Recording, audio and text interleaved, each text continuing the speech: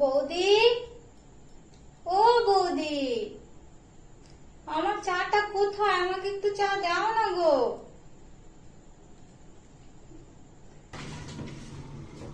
আচ্ছা বৌদি।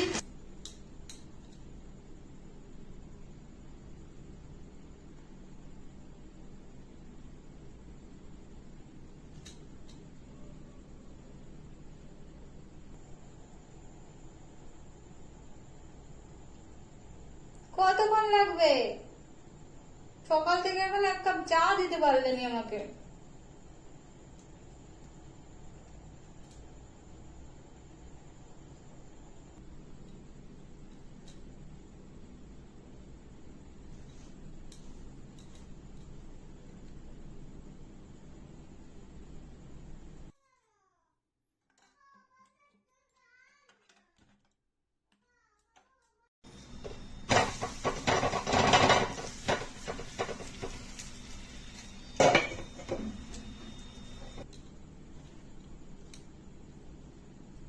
না, আর তো পারা যায় না।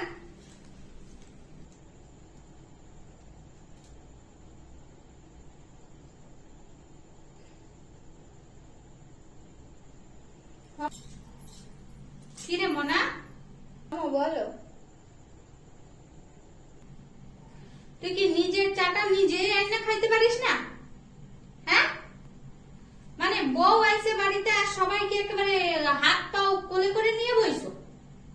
বউ কি বাড়িতে আইছে? দেখ মোনা, বৌদি বাড়ি আইছে বলে কাম কিন্তু কমে নাই। যা, তুই তুই বৌদির সাথে সাথে হাতে হাতে কাম করবি।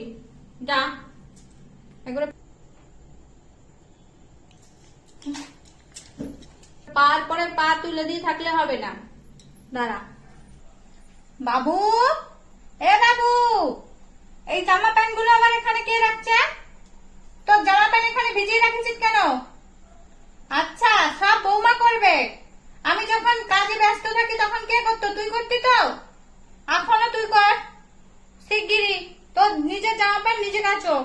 সবাই হয়ে পড়েছো।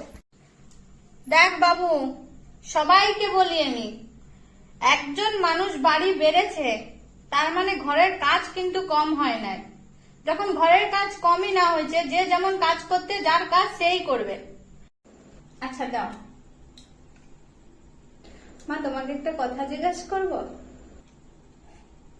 আমি জানি বৌমা তুমি কি বলতে চাও, যে আমি তোমার এত সাপোর্ট কেন করি। কেন কি আমি জানি একটা মেয়ে তার বাপের বাড়িতে কিছুই করে না, যেমন আমার মেয়ে কিছু করে না, তুমিও বাপের বাড়িতে কিছু করোনি। তাই একসাথে অনেকগুলো কাজ তোমার উপর প্রচুর চাপের হয়ে যাবে। আর যেটা আমার সাথে হয়েছে, আমি কখনো চাইবো না সেটা তোমার সাথে হোক। সব ঘরে ঘরে থাকে, তাহলে কেউ শ্বশুর বাড়িকে শ্বশুর বাড়ি মনে করবে না, শ্বশুর বাড়িটাকে নিজের বাড়ি মনে করবে। আমি অনেক ভাগ্যবতী যে তোমার মতো শাশুড়ি পেয়েছি।